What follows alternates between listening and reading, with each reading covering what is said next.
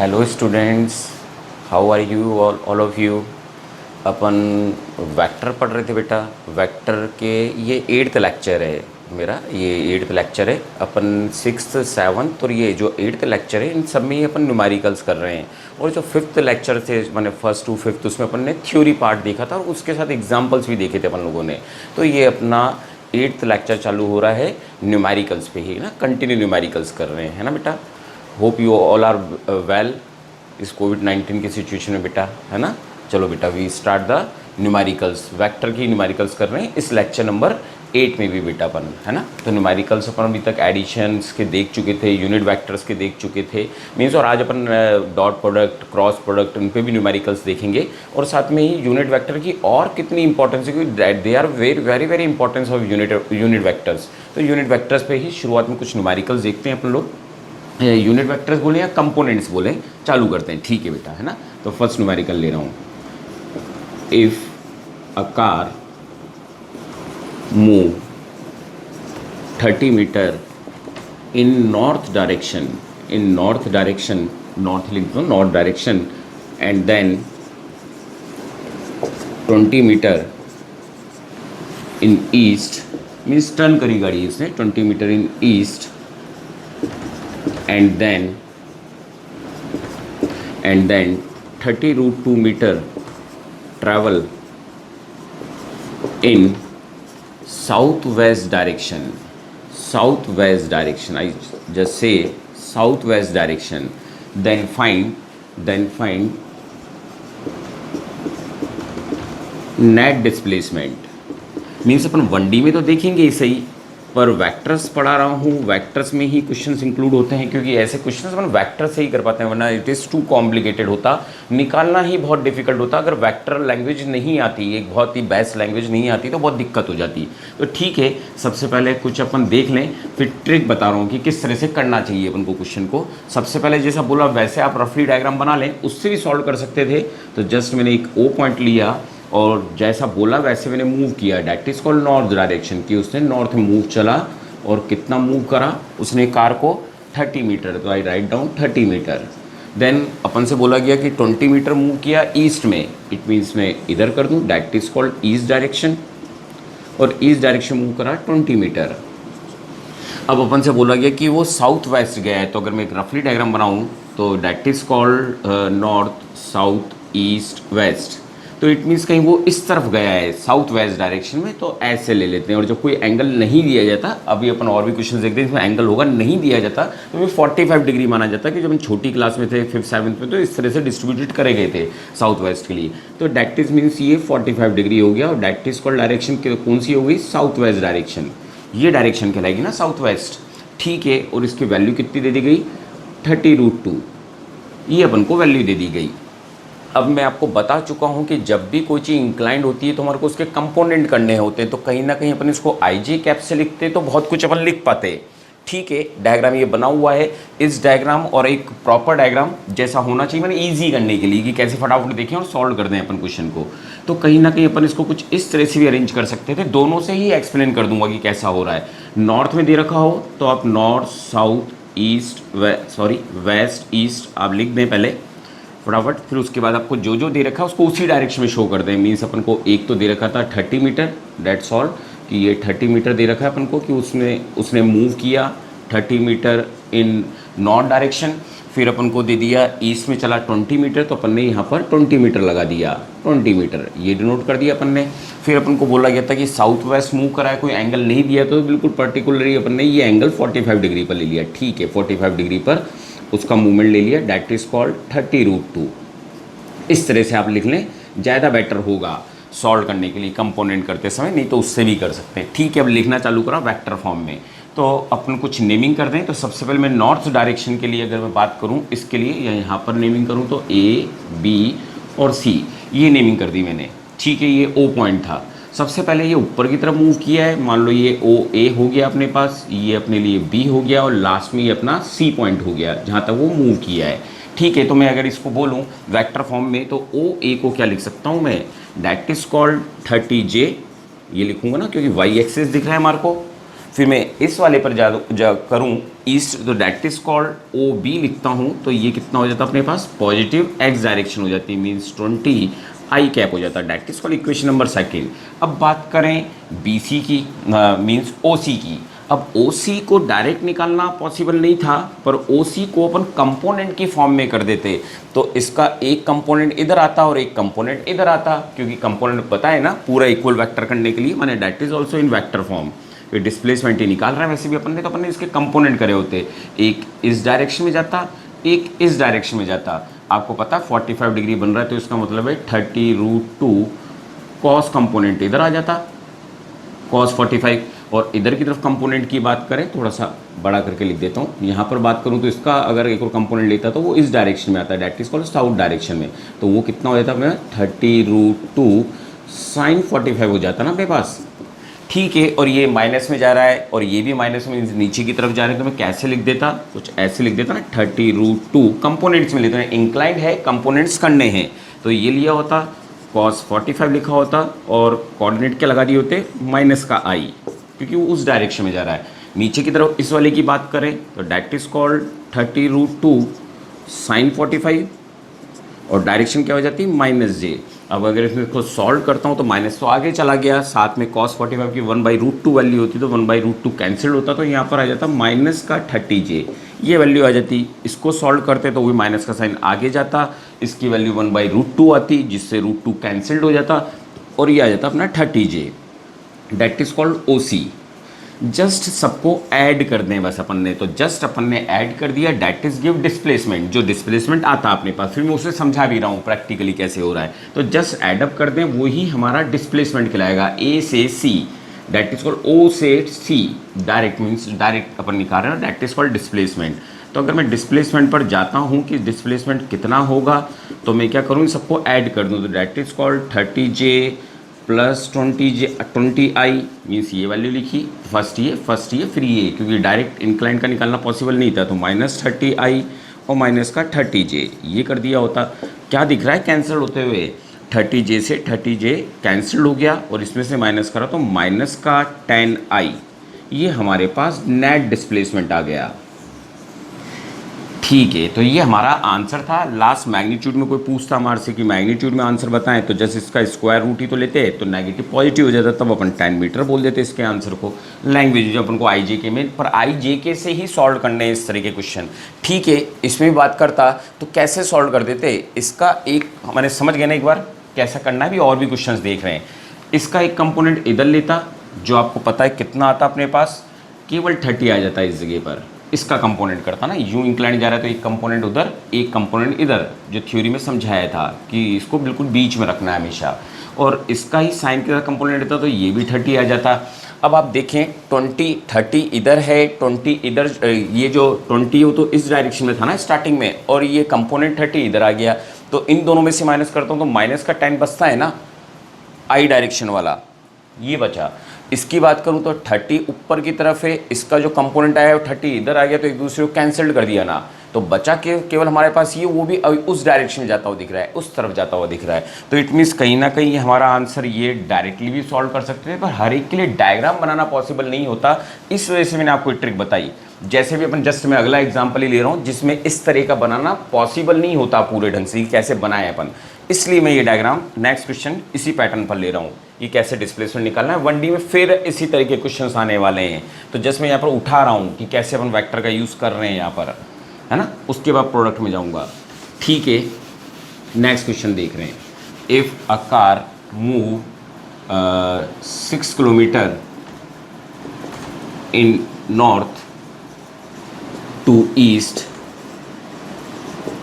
Eight angle 45, मीन्स एक गाड़ी जा रही है 6 किलोमीटर वो ट्रैवल करती है, car move 6 kilometre north to east at angle 45 degree, mean north to east का मतलब होता है ईस्ट से नॉर्थ की तरफ वो 45 डिग्री के एंगल पे मूव करी थी, and then move 4 kilometre in north to east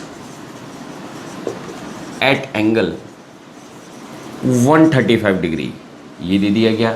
then find net displacement, then find वही नेट डिस्प्लेसमेंट फिर पूछा गया। तो इट मीन्स क्वेश्चन तो सेम टू सेम है, कुछ हद तक ऐसे ही करना है, पर अब करते कैसे, बिना कंपोनेंट के करना फिर पॉसिबल नहीं था, है ना। तो आप एक और क्वेश्चन से समझें कि कैसे करते हैं अपन लोग इस क्वेश्चन को। जो कुछ बोल रहा है तो कुछ इस तरह से बात आ रही है कि पहले वो नॉर्थ ईस्ट से कुछ एंगल बनाता हुआ चला, तो इसका मतलब कहीं ना कहीं मैं कुछ ऐसे ही डिनोट कर सकता था कि ये रहा, इस जगह पर वो 6 किलोमीटर मूव किया है, that is called north, that is called east, और इससे एंगल कितना बना रहा है वो 45 डिग्री, ये बोला गया अपन से, मीन्स ऐसे मूव किया। फिर मूव एक्चुअली फिर यूँ कुछ इस तरह से टर्न करा होगा, ईस्ट में इधर भी बना सकता हूँ, मीन्स एक रफली डायग्राम बनाऊँ तो डैट मीन्स फिर वो ऐसे कोई मूवमेंट लिया उसने, अभी भी नॉर्थ में ही है, पर जो ईस्ट से एंगल बना रहा है वो अब कितना एंगल बना रहा है 135 डिग्री। फिर इसके कंपोनेंट यहाँ पर भी करे जा सकते थे करते समय, ठीक है, पर इसको इजी करने के लिए वापस इसे समझाऊंगा, पर आपको करना कैसे चाहिए वो समझा रहा हूँ। तो इसका मतलब अपन एक दूसरा डायग्राम और बना लें जिससे थोड़ा सा और इजीनेस रहे, that is called north, that is called south. तो अपन बात करें कि सबसे पहले वो मूव करा कुछ नॉर्थ ईस्ट से कितने डिग्री पर एंगल पे मूव करा वो 45 पर, तो that is called 45 degree angle, एक ही एंगल बना दिया। दूसरा बोला 4 किलोमीटर मूव किया है पर 135 पर, ईस्ट से ही मूवमेंट लिया है उसने, और वो एंगल कितना बना रहा है आपके, वो एंगल बना रहा है अपना 135 degree, that is called 4 kilometre move किया है उसने। और अपन से फिर नेट डिस्प्लेसमेंट पूछा है, तो अब तो ये तय था, ये displacement is a vector quantity, वो भी कोई एंगल पर इंक्लाइंड हो रही है, ये भी किसी एंगल पर इंक्लाइंड हो रही है, तो इसके भी कंपोनेंट करने पड़ेंगे और इसके भी क्या करने पड़ेंगे, कंपोनेंट करने पड़ेंगे। तो सबसे पहले मैं ये ओ ए का कंपोनेंट कर देता हूँ, तो मैं ओ ए का कंपोनेंट करता हूँ। तो कंपोनेंट कैसे होता है, ये जब ऐसे जा रहा है 6 वाला और ये एंगल 45 डिग्री है, तो इसको एक डायगोनल पर ही रखते हैं जिस पर पूछा जाता है। तो इधर कंपोनेंट कितना होता है 6 cos 45 और इधर कितना हो जाता 6 sin 45, ये इसके कंपोनेंट हो जाते हैं, मीन्स एक कंपोनेंट यहाँ पर आ जाता और एक कंपोनेंट इस डायरेक्शन में आ जाता, लाइक दिस, एक इधर और एक उधर हो जाता। तो इसका मतलब मैं कुछ ऐसे लिख सकता था 6 cos 45, पर अब आई जे कैप में लिखें तो डैट इज कॉल्ड आई, वैसे वेक्टर पढ़ा रहा हूँ तो ये आई, और उसको उधर की तरफ करता तो that is called Y axis, तो +6 sin 45 जे कैप, ये मेरा ओ ए हो जाता। फिर बात करूं कि मैं इसकी नेमिंग कर देता हूं कि डैट इज कॉल्ड बी, ये था, तो अपन अब ओ बी निकालें। तो अगर मैं ओ बी सॉल्व करता हूं तो वापस से ये कि ये एंगल लेना है अपन को मूवमेंट के लिए, वैसे ए से बी की तरफ मूव किया होगा। तो अगर मैं अब इसके लिए कंपोनेंट करता हूं तो यहाँ से तो 135 के लिए तो कॉम्प्लिकेटेड हो जाएगा, तो मैं कर क्या सकता था, ये वाला जो एरो है इस वाले एक्सिस से कितना एंगल बना रहा होगा 180 में से 135 माइनस करूँगा डैट्स बिकम 45, तो इट मीन्स इसका एरो ऐसे जा रहा है 4 किलोमीटर वाले का, तो एक कंपोनेंट इधर और एक कंपोनेंट इधर आ जाता है इसका, डैट इज कॉल्ड 45 कर दिया मैंने एंगल को। तो इसका इधर कंपोनेंट कितना हो जाता 4 cos 45 और इधर की तरफ 4 sin 45, ये इसके कंपोनेंट्स हो जाते, दैट्स ऑल। मैंने एक कंपोनेंट इधर और एक कंपोनेंट और इधर आ जाता नॉर्थ डायरेक्शन, मीन्स इसके 2 कंपोनेंट्स हो जाते हैं, जिसको मैंने यहाँ पर सॉल्व करके दिखाया कैसे करा कंपोनेंट। एरो इधर तो डायगोनल पर रखो हमेशा इंक्लाइंड को, और फिर उसके कंपोनेंट ले लो जिसके एंगल के साथ दे रखे थे। तो अगर मैं इसका कंपोनेंट लेता हूँ तो डैट इज कॉल्ड, एक आया एक्स एक्सिस पर नेगेटिव की तरफ जा रहा है तो -4 cos 45, और कैप कौन सा लगा देता, माइनस का साइन पहले ही आगे लगा दिया क्योंकि नेगेटिव में जा रहा था, ये तो पॉजिटिव में बना रहा, that is called 4 sin 45 J cap, that is called equation number 2। अब निकालना था डिस्प्लेसमेंट। तो डिस्प्लेसमेंट की बात करूं तो जस्ट मैंने आपसे कहा है कि डिस्प्लेसमेंट जब इस तरह के वेक्टर्स दिए जाते हैं जस्ट आप एडअप कर लें। तो अगर मैं इन सबको एडअप करता हूं तो आप देखें, इसको ऐड करता हूं तो 6 cos 45 आई कैप, इन दोनों के अंदर देखूं तो इसको शॉर्ट में ऐसे कर सकता हूँ ना, ऐड करता करूँ तो 6 - 4 ऐड कर रहा हूँ इन दोनों को, तो इन दोनों में ये भी ऐड होगा, ये भी ऐड होंगे, आई वाले ऐड होंगे और जे वाले ऐड होंगे।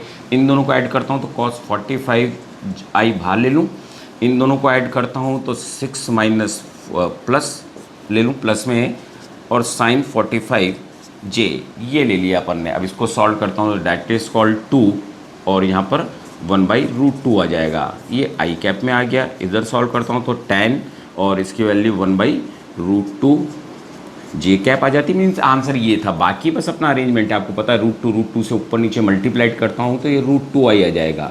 इधर सॉल्व करता हूँ √2 से तो 2 से 5 कैंसिल हो जाएगा, 5√2 जे कैप।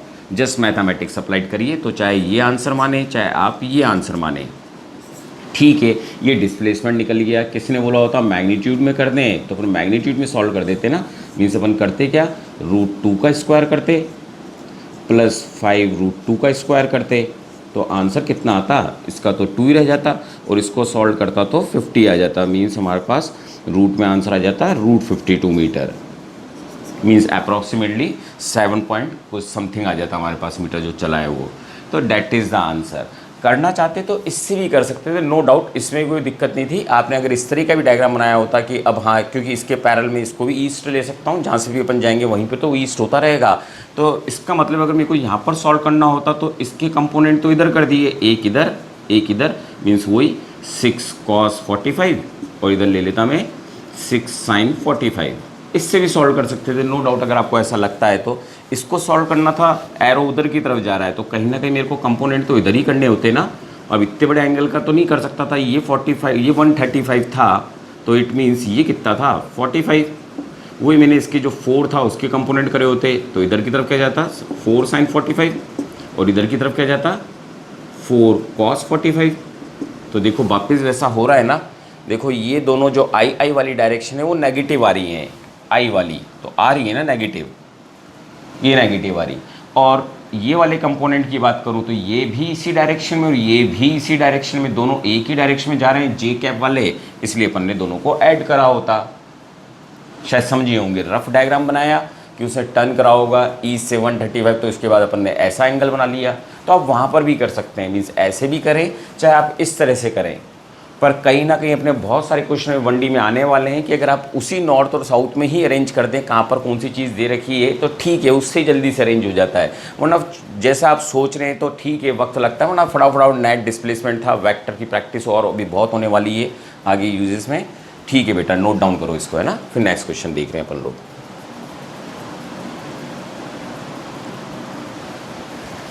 ठीक बेटा, है ना। नेक्स्ट क्वेश्चन देख रहे हैं, एक सिंपल से क्वेश्चन का एडिशन के थ्रू देख रहे हैं अपन। ठीक है, एक क्वेश्चन मैंने पहले भी कराया था, पहले इसी पे एक कंपोनेंट पे ले लेते हैं अपन वापस से एक और, कि सपोज करो अपन को बोला गया कि if a car move towards north with 20 metre per second and then turns इससे भी बात समझ में आएगी कि जो मैं भी कर रहा हूँ कि कैसे इजी रहता है। And then turn west with same speed, find change in velocity. ये बात मैंने वहाँ पर भी समझाई थी जब सब्ट्रैक्शन पढ़ा रहा था थ्योरी के अंदर, शायद थर्ड पार्ट के अंदर। तो ये पूछा गया अपन से, ठीक है। अब करते कैसे, सबसे पहले अगर मैं स्टार्टिंग वेलोसिटी को कोई भी डायरेक्शन, पहले डायग्राम ही बना लेते हैं। सपोज करो अपन से बोला गया कोई एक नॉर्थ में मूव कर रहा है 20 मीटर पर सेकेंड से, जिसकी वेलोसिटी को मैं v1 नेम दे देता हूँ। फिर अपन से बोला गया उसने टर्न करी और वो इस तरफ मूवमेंट कर गया, डायरेक्ट इज कॉल्ड v2, वो मीन्स वेस्ट डायरेक्शन में मूव करा। और v2 वेलोसिटी कितनी है, वापस सेम टू सेम 20 से ही मूवमेंट लिया उसने। और अपन से बोला चेंज इन वेलोसिटी निकालें, तो चेंज इन वेलोसिटी का मतलब क्या हो गया, चेंज इन वेलोसिटी बोली गई अपन से निकालने के लिए। तो इट मीन्स कहीं ना कहीं हमारे को v2 फाइनल माइनस इनिशियल करते हैं, 9 से भी थोड़ा सा रिमेंबर है ना, फाइनल माइनस इनिशियल। तो ये मैंने लिख दिया। और वेक्टर की फॉर्म में सब्ट्रैक्शन था, और आपको पता है सब्ट्रैक्शन का फॉर्मूला लगाने से पहले कुछ ना कुछ हमारे को यहाँ पर करेक्शन करनी होती है। और सपोज करो एक चीज़ और पूछी गई थी, गिव द डायरेक्शन मीन्स ये जो चेंज इन वेलोसिटी हुई है तो एक्चुअल डायरेक्शन क्या थी। तो अगर अपन से डायरेक्शन पूछी होती तो अपन करते कैसे, तो आपको बताया था मैंने कि जब कोई चीज़ नेगेटिव हो जाती है मीन्स, क्योंकि अपने पास वेक्टर फॉर्म में तो वो तो मैंने थ्योरी में समझाया था तो अपन को कुछ नेगेटिव लेना होता है, मीन्स इसकी डायरेक्शन मेरे को चेंज करनी पड़ती, तो कहीं ना कहीं मेरे को इसकी डायरेक्शन रिवर्स करनी होती, तो मैं ऐसे चेंज कर रहा हूँ। फिर समझा रहा हूँ कि V2 तो अपनी जगह है, पर V1 को मेरे को नीचे लेना होता, मीन्स ऊपर था पर नीचे लेना पड़ा क्योंकि नेगेटिव लेना था, दैट इज़ कॉल्ड V1। और फिर जस्ट मेरे को बाकी काम वही करने थे। एंगल 90 डिग्री दिख रहा है और डायरेक्शन कुछ अब यहाँ पर हो जाती, रिजल्टेंट है ना पैरेललोग्राम लॉ से। तो आप देखें तो अब तो ये साउथ की तरफ चला गया है, ये वेस्ट की तरफ चला गया है, तो जो हमारा आंसर है वो तो साउथ वेस्ट शो कर रहा है। जो रिजल्टेंट है इस तरह का टर्न करने का वो दिख रहा है साउथ वेस्ट डायरेक्शन के अंदर, तो अगर डायरेक्शन पूछता हो साउथ वेस्ट डायरेक्शन होती। अभी अपन चेंज ही देख रहे हैं, वो तो समझा है, वैसे ही डायरेक्शन पूछिए। तो अब ये अब फॉर्मूला तो मेरे को इनके लिए अप्लाइड करना था ना, और अप्लाइड करने के लिए कैसे लगा जाता है, V1 का स्क्वायर V2 का square plus 2V1 V2 cos इनके बीच का एंगल, दैट इज कॉल्ड 90।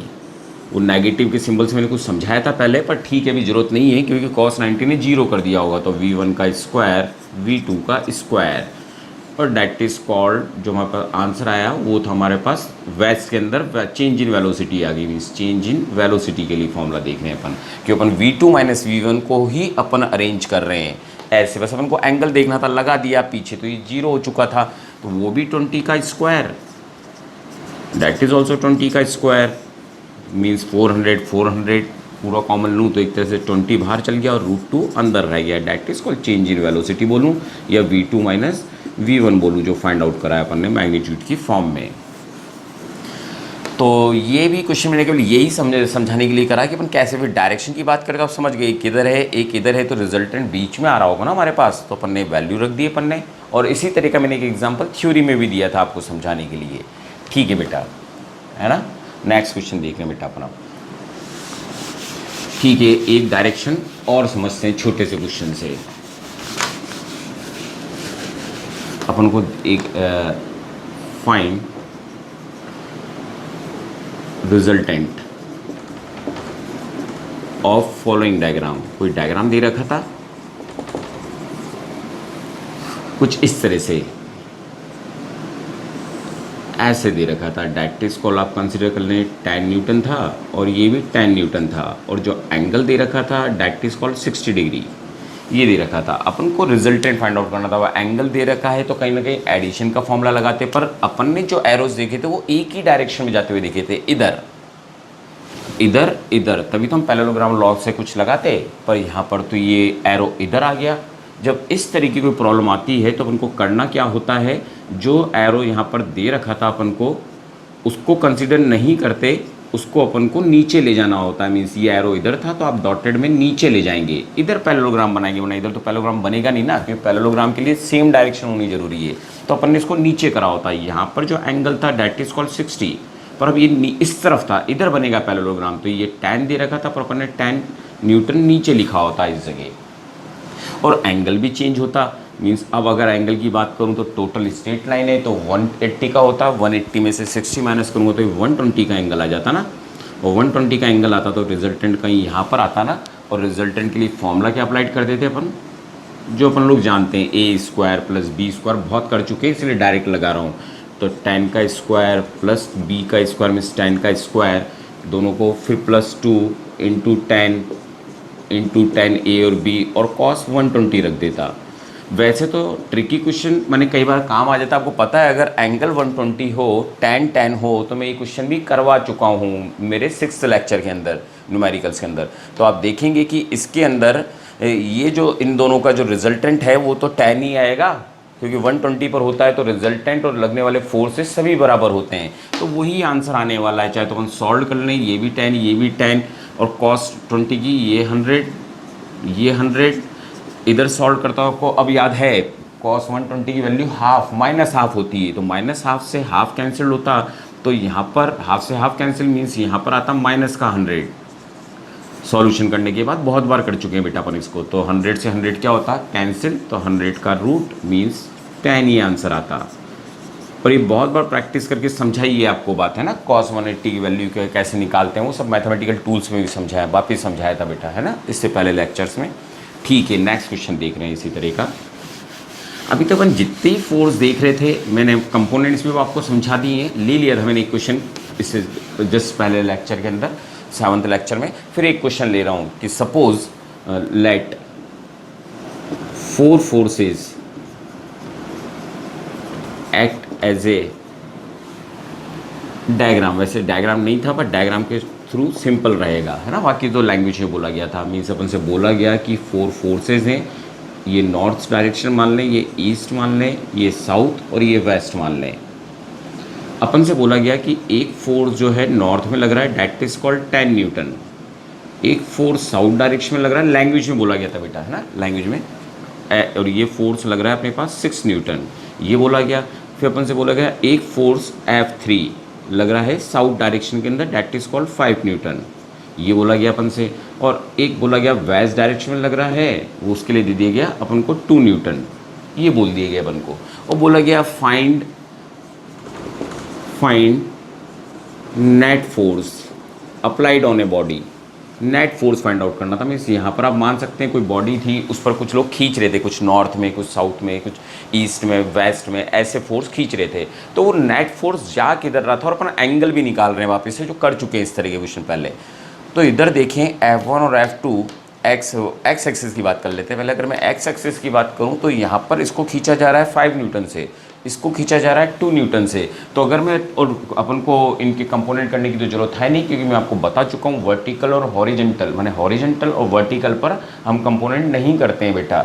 तो इट मीन्स अगर मैं यहाँ पर एक्स एक्सिस की बात करूँ तो एक्स एक्सिस पर नेट फोर्स कितना हो जाता, 5 - 2 मीन्स 3 न्यूटन से बॉडी जा रही होती टूवर्ड्स ईस्ट, इस फोर्स से, क्योंकि ये फोर्स ज़्यादा है। अगर मैं नॉर्थ और साउथ की बात करूं तो that is called Y axis, इसके अंदर 10 न्यूटन ज़्यादा है और ये 6 न्यूटन कम है। तो 10 - 6 इक्वल्स टू कितना हो जाता, 4 न्यूटन, और चीज़ किधर की तरफ जा रही होती है, टूवर्ड्स नॉर्थ। तो जो 4 फोर्सेस थे उसको अपन ने 2 में कन्वर्ट करा, जो करना ही होगा, क्योंकि हमारे पास जब ज़्यादा बहुत सारे होते हैं फोर्सेस तो हम कभी भी उनको सॉल्व नहीं कर सकते, कोई फॉर्मूला भी नहीं है हमारे पास, 2 के लिए ही वेक्टर में फॉर्मूला है सॉल्व करने का। तो किसी भी जो हमारे मैथमेटिक्स के जो पैटर्न्स हैं उनसे सॉल्व करते हुए हम कैसे भी करके उनको 2 में कन्वर्ट करते हैं। जैसे कि अगर मैंने कंपोनेंट से करे इससे पहले क्वेश्चन में, अब ये 2 फोर्सेज हो चुके थे तो अब डायग्राम्स में चेंज कर सकता था। अब अगर मैं बात करूँ तो Fx पर आया है कितना, दैट इज़ कॉल्ड 3 न्यूटन, और Fy पर y डायरेक्शन में कितना आया है मेरे पास, दैट इज़ कॉल्ड 4 न्यूटन। अब अगर किसी ने बोला होता नेट निकाल दो, तो नेट निकालने के लिए वो पता ही तो है, इनको जोड़ना ही तो है, मैंने that is called 3i + 4j, ये हमारा वेक्टर में आंसर हो जाता। कोई बोलता मैग्नीट्यूड में सॉल्व कर दो, तो मैग्नीट्यूड के लिए क्या करते, 3 का स्क्वायर + 4 का स्क्वायर, दैट इज़ कॉल्ड 25, और 25 का आंसर कितना हो जाता बेटा, 5 न्यूटन। तो that is called net answer. एक आंसर ये है, ये मैग्नीट्यूड में कन्वर्ट कर दिया, वो भी आप समझते हैं। सपोज करो डायरेक्शन, इसका मतलब इन दोनों का रिजल्टेंट पैरेललोग्राम लॉ से कहाँ जा रहा होता है, यहाँ पर कहीं पे जा रहा होता ना, नेट। अब किसी ने पूछा होता कि इनके बीच का डायरेक्शन बता दो, ये किस डायरेक्शन में गया, तो आपको इसकी भी तरीका बता रखा है। tan अल्फ़ा का फॉर्मूला ना लगाएं, 90 डिग्री बहुत ज़्यादा आता है। तो क्या बताया था मैंने कि जो वाई एक्सिस का कंपोनेंट होगा उसको आप ऊपर रख देंगे, क्योंकि that is behave like a perpendicular, और बेस पे क्या ले लेंगे आप, 3 ले लेंगे, तो डैट इज़ द आंसर। तो यही हमारा आंसर होता, tan इनवर्स 4/3, ये वैल्यू हो जाती है हमारे पास। ठीक, इसकी वैल्यू मैंने आपको समझाई थी एक बार। अगर इस तरह से वैल्यू हो तो 37 इनकी वैल्यूज़ होती हैं। तो ये 4 था, ये 3 था। अगर ऐसा होता है तो इसको अपन कौन सा एंगल बोलते हैं, 53 डिग्री एंगल बोलते हैं। तो इसको जस्ट अगर रिमेंबर रहे, रखना ही होता है। अगर आप मैथमेटिक्स के हैं तो जितने भी एंगल्स होते हैं, मैंने मैथमेटिकल टूल्स में बताया था कि 2 वैल्यूज़ और याद रखनी चाहिए। 53 की वैल्यू के लिए 4 और 3 और इधर 5 आता है, और जब वैल्यूज़ में इधर 3 आ रहा हो परपेंडिकुलर पर, और यहाँ पर और नीचे 4 हो और इधर 5 हो, तो एंगल क्या लेते हैं अपन काम में, यहाँ पर 37 डिग्री लेते हैं। मीन्स इसको रिमेंबर रखने का तरीका, अगर परपेंडिकुलर पर 3, 4 तो दोनों में ही आ रहे हैं ना, कम आएगा तो 37 एंगल, ज़्यादा वैल्यू आ रही 4 वाला आ रहा है तो 53 एंगल लेना है। तो डैट इज़ 2 वैल्यूज़ और अपन को याद रखनी होती है, 1D में भी और 2D में। वापस बता दूंगा बेटा एक बार, है ना, क्योंकि वहाँ पर बहुत ज़्यादा यूज़ होंगी ये वैल्यूज़ सिंपली सॉल्व करने के लिए। तो ठीक बेटा, क्वेश्चन कर लिया बेटा। ठीक, नेक्स्ट क्वेश्चन देख लें अपन।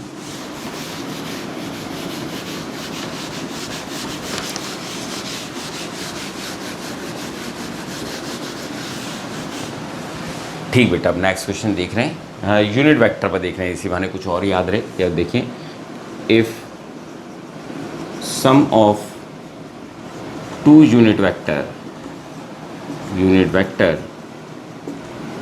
is also a unit vector,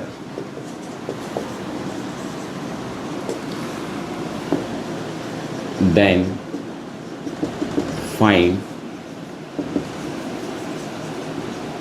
difference of these two unit vectors.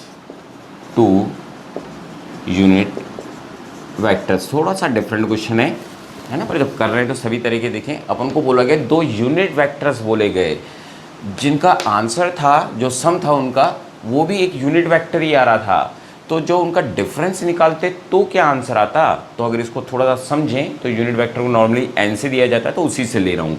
तो कुछ हद तक और सम के लिए आपको पता है, जब भी सम वर्ड आए कहीं ना कहीं और वेक्टर्स की बात हो तो हमारे को कहीं ना कहीं एडिशन लॉ लगाना पड़ता है। तो ठीक है, अपन ने वही अप्लाइड करा। अपन ने देखा कि दो वेक्टर का सम करने के लिए कह रहे हो, सम का मतलब वेक्टर सम समझते हैं बेटा आप लोग। तो मैंने एक रख दिया n1 AB की जगह और एक रख दिया n2, और इनका बीच का एंगल कितना है वो पता नहीं है, पर अपन को ये बात जरूर बोल दी गई है कि जो इनका रिजल्टेंट है वो that is also a unit vector ये बोला गया। यूनिट वेक्टर की मैंने नेमिंग कर दी, पर यूनिट वेक्टर है तो एज ए मैग्नीट्यूड तो 1 ही है।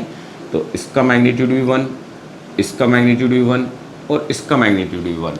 तो एक काम तो पहले से ही आसान था कि अगर ये तीनों चीज़ें ही 1 1 हैं तो ज़रूर इनके बीच का एंगल कितना होगा, 120 डिग्री। पर एक बार लिख देता हूँ तो ठीक है, n1 का n का स्क्वायर, क्योंकि इनका रिजल्टेंट है ना यूनिट वेक्टर के फॉर्म में लिख देता हूँ एक बार।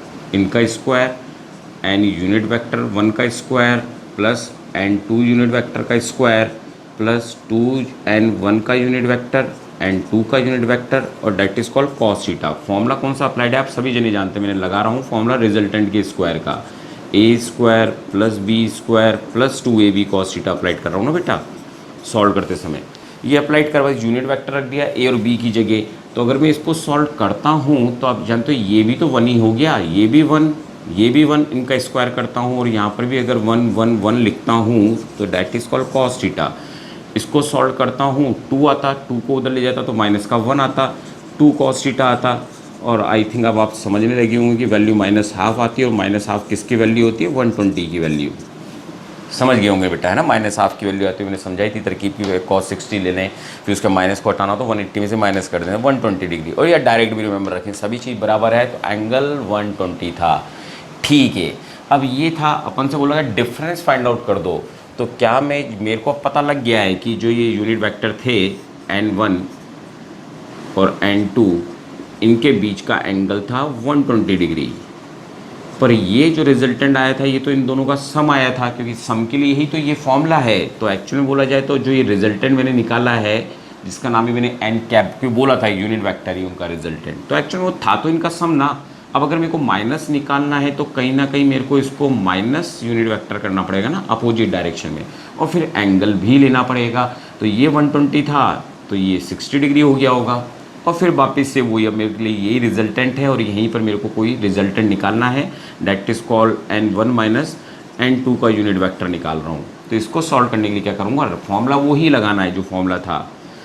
तो मैं अगर इनके रिजल्टेंट का सॉल्व करता हूँ that is called as a square की फॉर्म में, तो क्या आता वही n1 कैप का स्क्वायर, n2 कैप का square, 2n1 cap n2 cap and cos 60 degree आ जाता है। वैल्यूज वही वापस से, इसका तो आंसर निकालना है अपन को, दैट इज कॉल्ड 1 का स्क्वायर, और यहाँ पर भी ये 1 1 1, और इसकी वैल्यू कितनी होती है हमारे पास, cos 60 की वैल्यू हाफ से हाफ कैंसिल होते, 3 हमारे पास आंसर आता। पर ये तो स्क्वायर में चल रहा है ना, तो ये तो स्क्वायर में था। अगर मेरे को n1 का कैप माइनस n2 का कैप निकालना होता तो डैट इज़ कॉल्ड √3, तो ये मेरा आंसर होता, मीन्स अपना आंसर होता। समझ रहे होंगे, मैंने आपको बहुत क्वेश्चन इससे पहले भी कर चुके हैं अपोजिट डायरेक्शन में ले जाकर। तो अपन ने इसको अपोजिट डायरेक्शन में ले गया, फिर अपन ने इस तरह से यूनिट वेक्टर को सॉल्व किया। समझ गए होंगे बेटा है ना, क्योंकि डिफरेंस के बाद अपन को एंगल लेना है और फिर उसके बाद देना है। और अगर देखें तो रिजल्टेंट पहले कहीं और जा रहा था और अब कहीं और जा रहा है रिजल्टेंट की डायरेक्शन। ठीक, नोट डाउन कर लिया बेटा।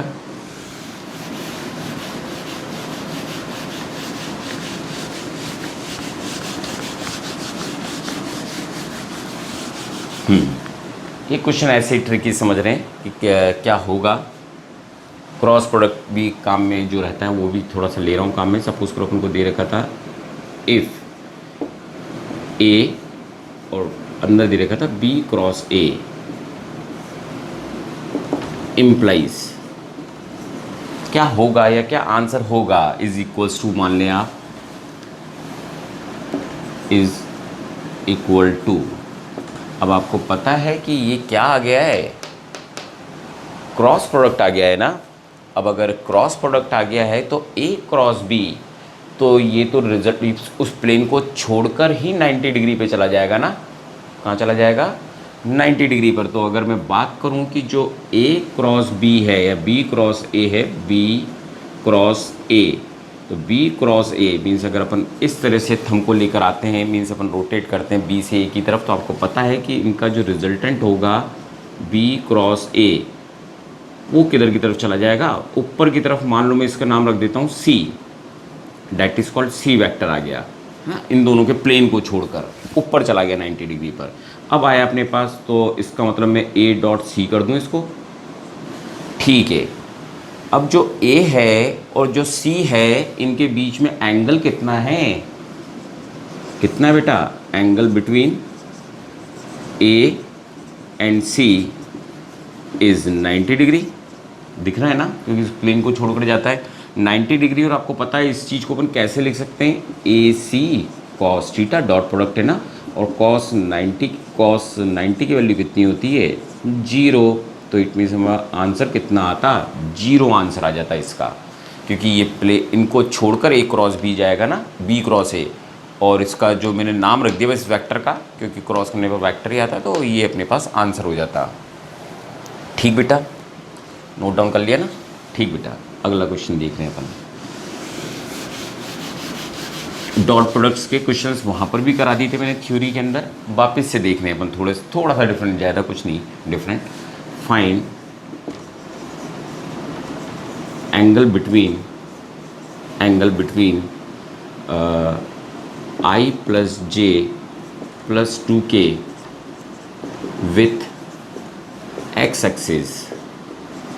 वहाँ पर कराए थे मैंने एंगल्स, जब भी निकालना हो आई जे के की फॉर्म में दे रखा हो तो अपन निकालेंगे कैसे। तो मैंने कहा था ऑलवेज यूज़ कॉस थीटा का मेथड यूज़ करें। तो लेट इसको अपन ने कंसिडर कर लिया कि आई प्लस जे प्लस 2k दे रखा है, और विथ एक्स एक्सिस की बात करूँ तो जो उसको मैं बी कंसिडर कर लेता हूँ एक्स एक्सिस को, तो उसके लिए यूनिट वेक्टर क्या लूँगा? आई।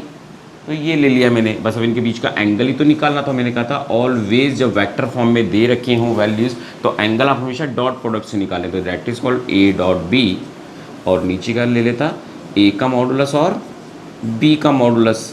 अब A dot B is very simple, I को आई से, जे को जे से मल्टीप्लाइड करते हैं, डॉट आई कैप अपॉन में इसका मैग्नीट्यूड लेता हूँ, तो दैट इज कॉल्ड 1 का स्क्वायर प्लस 1 का स्क्वायर प्लस 2 का स्क्वायर, और इसका मैग्नीट्यूड लेता हूँ तो जस्ट 1 का स्क्वायर। आई को आई से तो मल्टीप्लाइड कर सकता हूँ, दैट इज कॉल्ड 1, समझते हैं बेटा, बाकी सबके साथ 0 हो जाएगा। इसको सॉल्व करता हूँ तो 4 5 6 √6, यही हमारा आंसर था। Cos theta equals to 1/√6। आपको समझा चुका हूँ, अगर आप जस्ट अभी आए हैं 11th क्लास में कि ऐसे कॉस इन्वर्स करके जब कोई वैल्यू हम नहीं जानते तो अपन ऐसे कुछ लिख देते हैं बेटा वैल्यूज़ को, है ना।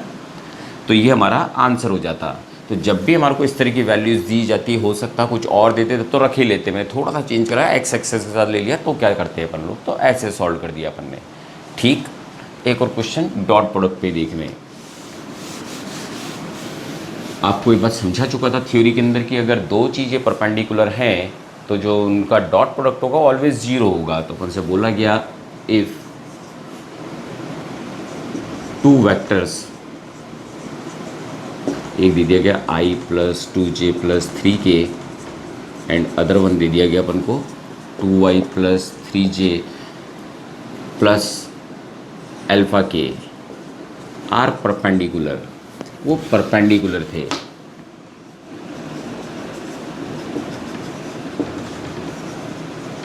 Then find the value of alpha, ये जो अल्फ़ा है इसकी वैल्यू पूछी गई, find the value of alpha, alpha की वैल्यू पूछी गई हमारे से, तो अपन कैसे सॉल्व करते। तो अगर अपन बात करें पूरे टॉपिक के अंदर, पूरे वेक्टर के अंदर, तो अपन के लिए सॉल्व करना पॉसिबल नहीं होता, सिर्फ परपेंडिकुलर कंडीशन दे रखी थी। तो अपन को ये बात पता रहनी है बेटा, हम लोगों को बात ऑलवेज ध्यान रखनी है कि अपन जब भी दो वेक्टर्स, अगर ये ए वेक्टर है ये बी वेक्टर है, तो अपन को गिवन है कि ए परपेंडिकुलर टू बी है। जब भी ए और बी परपेंडिकुलर है ऑलवेज क्या होगा, सिंस अगर ऐसा है तो A dot B equals to 0 होगा। समझे बेटा।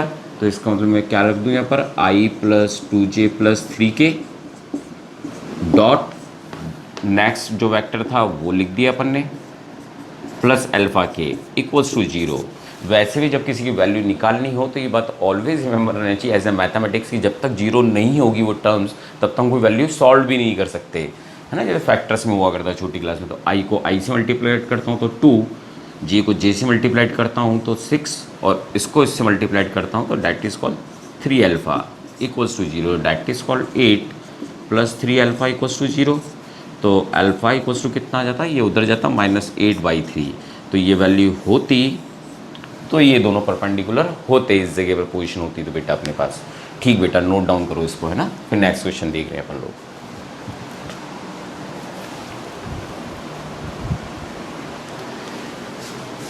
ठीक है ना। तो ये डॉट प्रोडक्ट से अपने पास वैसे एक सिंपल सा question, if what is the angle, what is the angle between A cross B equals to B cross A. तो इज़ वेरी सिंपल, थ्योरी में भी लिया था तो आपको पता है, अगर मैं कोई प्लेन ले लूँ, एक इधर ए और इधर बी कर देता हूँ, ए और इधर बी, तो अगर मैं ए क्रॉस बी की तरफ जाता हूँ, right hand thumb rule use करता हूँ, तो इसका जो ए क्रॉस बी होगा that is move in upward direction, है ना, ऊपर की तरफ जाएगा ए क्रॉस बी। और अगर मैं बी क्रॉस ए जाता हूँ, बी से इसकी तरफ जाता हूँ, तो राइट हैंड थंब रूल लगाता हूँ, तो बी क्रॉस ए कहाँ पर आ जाएगा, बी क्रॉस ए नीचे आ जाएगा ना हमारे पास। इट मीन्स क्या है, दोनों के बीच का अगर एंगल पूछा गया था तो कितना एंगल हो गया, 180 डिग्री। तो that is called 180 degree answer. तो आंसर होता है कि इनके बीच का जो एंगल होगा वो कितने डिग्री होगा, 180 डिग्री होगा एंगल्स। आई थिंक समझ गए होंगे क्या करा मैंने, है ना। तो अपन को ए क्रॉस बी अप होता है तो बी क्रॉस ए कहाँ होगा, नीचे की तरफ, राइट हैंड थंब रूल से। तो एंगल कितना बन गया, 180 डिग्री आ गया ना एंगल्स अपने पास। कुछ और ढंग से मैथमेटिकली कर सकता था, पर जो क्वेश्चन ईजिली समझ लिए जाए उसको अपन ईजी ढंग से रिमेंबर रखें। आई होप समझे होंगे बेटा, है ना, क्या करा मैंने। ठीक, अगले क्वेश्चन देखें बेटा अपन लोग। ठीक, क्रॉस प्रोडक्ट पर जा रहा हूँ, है ना, और फिर एक ट्रिक भी बता रहा हूँ कैसे सॉल्व करना है क्वेश्चन को, नहीं तो कॉम्प्लिकेटेड हो जाता। तो अगर अपन को दिया होता if 2y plus 3j plus 4k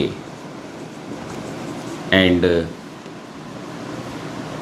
proof कर देते हैं पहले, proof 2y plus 3j plus 4k and 4i plus 6j plus 8k are parallel.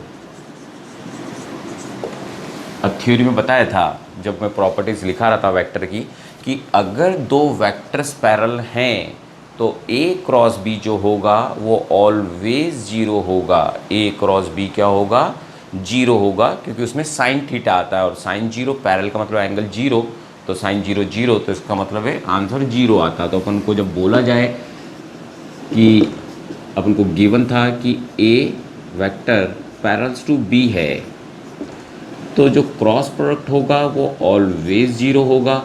और क्यों 0 होगा उसके पीछे एक बार यहाँ पे लिख देता हूँ, क्योंकि आप लोगों ने पढ़ा था a क्रॉस b जो होता है वो a b साइन थीटा होता है, और यहाँ पर एंगल कितना आ रहा है, थीटा इक्वल्स टू 0, क्योंकि दोनों पैरेलल में, तो साइन 0 रखता हूँ तो a क्रॉस b कितना हो जाएगा, 0 वैल्यू हो जाएगी अपने पास।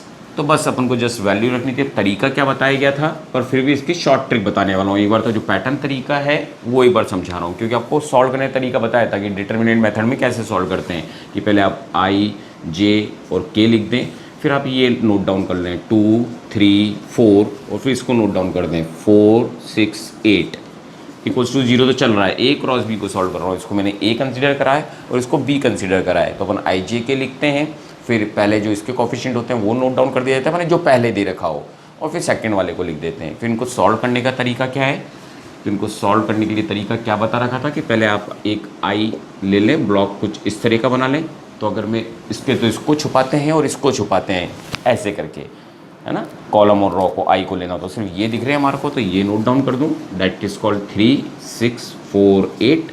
फिर ऑलवेज माइनस का साइन लगाएं, नो नीड टू एक्सप्लेन, है ना, एक्सप्लेन करने की जरूरत नहीं है कि माइनस का साइन क्यों लेते हैं, मीन्स ऑलवेज रिमेंबर रखें माइनस का जे लेते हैं। तो इसको अब इसकी कॉलम और वर्टिकल को लेता है 2 4 4 8, ये दिख रहा है तो ये यहाँ पर नोट कर देता है 2 4 4 8, ये दिख रहा होता, प्लस के ले लूँ। अब किसको ले लूँ मैं, इसकी कॉलम के वाली की और इसकी रो को छुपा लूँ, तो क्या दिख रहा है 2 3 4 6, ये नोट डाउन कर दिया होता अपन ने 2 3 4 6 इक्वल्स टू 0। और फिर इसका पैटर्न क्या था, फर्स्ट ने multiplied this then multiplied this और माइनस का साइन लगाएं। तो अगर मैं इसको 3 को मल्टीप्लाइड करता हूँ that is called 24, that is also 24। फिर माइनस का जे आ रहा है, इसको इससे मल्टीप्लाइड करता हूँ तो 16, दैट इज ऑल्सो 16। पर एज ए रूल माइनस का साइन लगाते हैं, मैथमेटिक्स का तरीका है, के लिया होता, इसको मल्टीप्लाइड करा होता 12, फिर इसको मल्टीप्लाइड करा होता 4 को 3 से, that is also 12 equals to 0। आप देख रहे हैं ये भी 0 आई, ये भी 0 जे, और दैट इज ऑल्सो कॉल्ड 0 के। इट मीन्स अगर कहीं ना कहीं बोलूँ मैंने समझाने के लिए प्रूव डैट कि 0 होता है, तो मैंने प्रूव डैट कर दिया। अगर ये 0 आ जाएगा ए क्रॉस बी तो इसका मतलब प्रूव डैट हो जाएगा। सभी टर्म 0 है तो इसका मतलब है आंसर कितना आ गया अपना 0। मीन्स इसमें समझाया था कि अगर ये 0 होगा तो ही तो हमारा आंसर निकलेगा, तभी तो पैरेलल कहलाएगा अपने पास। तो अपन ने चेक कर लिया पैरेलल का कि ये पैरेलल है कि नहीं, है ना। तो क्रॉस प्रोडक्ट के लिए 0 होता है, ये रिमेंबर रखेंगे। अगर कोई चीज़ पैरेलल है तो इसका मतलब उनका क्रॉस प्रोडक्ट ऑलवेज क्या होगा 0। कई बार काम में आती है डायरेक्ट। पर हाँ, अगर एज ए वेक्टर क्वेश्चन की बात करूँ, वेक्टर के टाइम पर आप कर रहे हो, क्वेश्चन कुछ ही सेकंडों में देना हो, तो आप 10th का मेथड यूज़ कर सकते हैं, क्लास 10th का मेथड पैरेलल प्रूफ डैट करने का। तो पैरेलल प्रूफ डैट का मेथड क्या था क्लास 10th का, A1/A2, B1/B2 एंड C1/C2। अगर ये रेशो बराबर आ जाएंगे तो इसका मतलब है करेक्ट है। तो देखो मैं आई का पहले ले लूँ तो ये हो गया 2/4, फिर मैं इसका कंपोनेंट लेता हूँ तो ये हो गया 3/6, और नेक्स्ट लेता हूँ तो 4/8। सभी कैंसल होकर हाफ हाफ एंड हाफ आ रहे हैं। अगर सभी सेम आ रहे हैं तो इसका मतलब ये दोनों जो वेक्टर्स गिवन थे दे आर पैरेलल। जैसे स्ट्रेट लाइन का पढ़ा था आप लोगों ने, है ना, लीनियर इक्वेशंस के अंदर 10 का, तो वो मेथड अप्लाइड कर दिया अपन ने। ठीक, नोट डाउन करो बेटा इस क्वेश्चन को, कर लिया बेटा। नेक्स्ट क्वेश्चन, इसी में से ही कुछ चीज़ ले रहा हूँ कि अपन को बोला होता इफ़ 2y + 3j + 4 के एंड, और इसमें से सपोज करो ये रिमूव कर दिया होता और यहाँ पर ले दिया होता x 4i + 6j + k are parallel to each other, then find value of x। Parallel की कंडीशन समझा रहा हूँ। पैरेलल के अंदर देखो मैं दोनों की भी सब चीज़ लिखी हुई है इसलिए हाथ वाथ कर सकता हूँ। बोला गया था पैरेलल है तो इसका मतलब है a cross b equals to कितना होगा 0, तभी हम किसी की वैल्यू निकाल पाएंगे। तो यहाँ पर मैं इक्वल्स टू 0 कर देता, इसके कोफिशिएंट वही क्रॉस के लिए इसकी वैल्यू रखता, और इस जगह पर जस्ट मैं अब x लिख देता। ये x लिख दिया मैंने, ठीक है। अब यहाँ पर बात करूँ तो जहाँ पर भी पहले 8 आ रहा था उन सभी ब्लॉकों में क्या आ जाता x आ जाता, तो यहाँ पर भी x, यहाँ पर भी x, ये टर्म्स आ जाती। अब अगर मैं सॉल्व करता हूँ इस टर्म को, माना यहाँ तक समझ गए, इस ब्रैकेट को छुपाते हैं तो ये ब्रैकेट लिखते हैं जो लिख दिया इस जगह, फिर j को लेते तो फिर ये वाले ब्रैकेट लिखते जो यहाँ पर लिख दिया अपन ने, और k के लिए लेते तो फिर ये ब्रैकेट लेते। सॉल्व करें, इक्वल्स टू 0 तो चल रहा है, हमारे को x भी निकालना है। इसको सॉल्व करता तो 3x आता, और इसको मल्टीप्लाइड करता तो कितना आता -24, ये वैल्यू आ जाती। माइनस का j, इसको सॉल्व करता तो 2x माइनस का 16 ये आ जाता, और इसको सॉल्व करता तो आप देखेंगे 0 आ रहा होगा, 12 - 12 इक्वल्स टू 0। तो कहीं ना कहीं अगर मैं इस ब्रैकेट्स में देखूं तो अब कर क्या सकता हूं, इस वाले ब्रैकेट को भी तो मैं कुछ इस तरह से लिख सकता हूं इस 0 की जगह। अगर मैं इसको वापस से एक बार लिखूं 3x, तो थोड़ा सा इधर ले लेते हैं बेटा, है ना, थोड़ा सा बड़ा करके ले लेता हूँ। 3x माइनस 24i माइनस जे 2x माइनस 16, और ये तो जीरो ही हो चुका है के। जो मेरा इक्वल्स टू जीरो है उसको भी तो मैं वेक्टर फॉर्म की तरह 2OI 0i 0j और 0k बोल सकता हूँ ना। अब तो मैं कंपेयर कर सकता हूँ ना, i को i से कंपेयर करता हूँ, क्योंकि इक्वल्स टू को साइन मैथमेटिक्स में ऐसे कंपेयर करते हैं अपन। तो ये जब कंपेयर करता तो फर्स्ट कंपेयर से मेरे पास आंसर आ जाता ना। अगर मैं i को कंपेयर करता, इस दोनों तरफ कंपेयरिंग करता, तो ये x इजिकल टू कितना आ जाता, 8 आ जाता ना। और इसको कंपैरिजन करता जे वाले को, तो भी तो वही आता, date is called 2x minus 16, और इधर 0, तो x इजल टू वापिस से 8 ही तो आ रहा है कि यहाँ पर 8 होगा, तो आंसर आएगा हमारे पास। समझे ना। और ऐसे क्वेश्चन आप 10th के हिसाब से अब देख लेते हैं कैसे करते हैं। ये तो था करेक्ट पैटर्न कि अपन को क्रॉस प्रोडक्ट, जब भी कोई चीज़ पैरल होंगी तो इट मीन्स कि उनका क्रॉस प्रोडक्ट 0 होगा, और परपेंडिकुलर होंगी तो डॉट प्रोडक्ट 0 होगा। खूब समझे होंगे, है ना, ठीक है। पर अगर अपन को ये मेथड यूज़ ना करके सिंपल मेथड ही यूज़ करना होता, मीन्स क्लास 10 से ही सॉल्व करना होता, इस पैटर्न को क्लास 10 की तरह सॉल्व करना होता, तो अपन क्या कर देते, a1/a2 b1/b2 और c1/c2 कर देते, मीन्स और डायरेक्ट वैल्यूज, इसके कोफिशिएंट 2, इसका 4, इसका 3, इसका 6, इसका 4 और इसका x। फिर आपको सबको पता होगा, कोई से भी दो ब्लॉक को सॉल्व कर लूँ, चाहे मैं ये टर्म्स ले लूँ फर्स्ट और सेकंड, या ये ले लूँ, पहले थोड़ा सॉल्व कर लें, तो 1/2 और 4/x यही तो आ रहा है। अब मैं फर्स्ट और ये टर्म अगर लेता हूँ कंसीडर में, क्योंकि सभी 10th क्रॉस है बेटा, है ना, तो इसका x इजल टू 80 तो आता। तो डैट इज़ ऑल्सो मेथड कि अगर पैरल दे रखा हो। पर अब करें क्या, जब ज़्यादा डिफिकल्ट ब्लॉक में जाते हैं जहाँ पर कुछ सॉल्व नहीं करना होता, सिर्फ डेरिवेशन का पार्ट होता है, तो आपको डायरेक्ट याद भी रखना होता है कि दो चीज़ पैरल हैं तो उनका क्रॉस प्रोडक्ट 0 हो रहा होगा, जो भी डेरिवेशन चल रहा होगा। ठीक बेटा, नोट डाउन करो, फिर करते हैं नेक्स्ट क्वेश्चन, है ना बेटा। ठीक बेटा, है ना। अब इसको और आपको रिमेंबर रहे तो दो एक रीजनिंग क्वेश्चन एक्सप्लेन कर देता हूँ, है ना, जिससे और ज़्यादा क्लियर होगा। तो अगर अपन से बोला गया if A cross B equals to C implies that, क्या इम्प्लाइज करेगा, इम्प्लाइज डैट क्या कर सकता है, ऑप्शंस में क्वेश्चंस रहे उसको समझा रहा हूँ क्या क्या हो सकता है। तो इसका मतलब ये तय है कि इसके अंदर कुछ ऐसा रहा होगा, ये A है, ये B है, तो कहीं C इस तरफ आ रहा होगा, क्योंकि आपको पता है अगर मैं इसको ऐसे ले लेता हूँ A क्रॉस B ले रहा हूँ तो रिजल्टेंट अप जाएगा, that is called C vector, है ना। ये वेक्टर्स परपेंडिकुलर होंगे। तो मैं क्या क्या इम्प्लाइज कर सकता हूँ कि जो C है, फर्स्ट तो मैं ये इम्प्लाइज कर सकता हूँ कि C is perpendicular to A, second implies कर सकता हूँ कि जो C है इज़ परपेंडिकुलर टू B, कर सकता हूँ ना। और क्योंकि आपको जो पढ़ाया था थ्योरी, तो ये भी बताया गया था कि जो ये दोनों होते हैं सेम ही प्लेन में होते हैं, तो सेम ही प्लेन में है तो इनका रिजल्टेंट भी तो कहीं इधर आ रहा होगा। तो मैं एक ये भी तो बोल सकता हूँ कि C जो परपेंडिकुलर है वो इनके सम का भी तो क्या होगा, सम का भी क्या होगा, परपेंडिकुलर, सब्ट्रैक्शन का भी क्या होगा, परपेंडिकुलर, क्योंकि दोनों एक ही प्लेन में है, तो उनका जो रिजल्टेंट होगा वो भी उसी प्लेन में लाई करेगा, चाहे इधर सब्ट्रैक्शन करूँगा तो उधर। तो इट मीन्स ये भी करेक्ट था कि C इम्प्लाइज दैट कि जो इनका माइनस होगा उनके भी परपेंडिकुलर होगा। ये थोड़ी डिफरेंट बात बस मैंने ऐड करी, बाकी तो आपको दिख ही रहा है कि ये इसके परपेंडिकुलर होगा, ये भी इसके परपेंडिकुलर होगा। आई होप समझे होंगे। पर अगर किसी ने अगर आपसे ये बोल दिया एक ऑप्शन के अंदर जो रॉन्ग हो जाता कि जो C है it is also perpendicular to A cross B, तो ये तो नहीं बोल सकते ना, खुद A क्रॉस B ही तो यहाँ पर C से रिप्रेजेंट है, क्योंकि A क्रॉस B ही तो इस तरफ जा रहा है, तो खुद के क्या, खुद इटसेल्फ के तो परपेंडिकुलर नहीं हो सकता ना।